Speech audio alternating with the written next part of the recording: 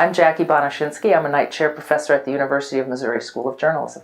Most of the night chairs that I know and work with also work really hard to get students connected back into the industry. So the education that a student gets is much more problem-solving based than maybe a more traditional academic, pure classroom experience. We put them in the world, and we're out in the world all the time yet too. I don't think there are any of us who are just in the classroom.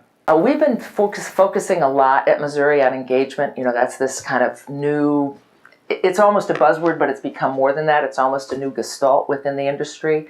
We're finally recognizing that our relationship with the public became broken, and we need to repair that. We need to understand how we relate to a community.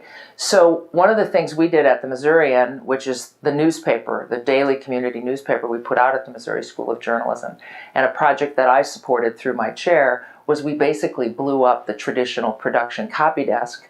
We switched to a 24/7, very much digital-first newsroom, but as part of that, we created, in place of a production copy desk, we created an interactive copy desk. And so one of the things that the editors at that newsroom are learning, students working with professionals, is literally how to interact with the public. So we're literally teaching students how to go out into the community, convene community forums, talk to the community on different levels to figure out what their issues are, figure out how to get news to people rather than expecting people to come to us, and figure out how to listen better out in the public. What's next is we've developed a partnership. I'm working in partnership as a collaborations editor with the Public Insight Network, which is a pioneering crowdsourcing venture at American Public Media.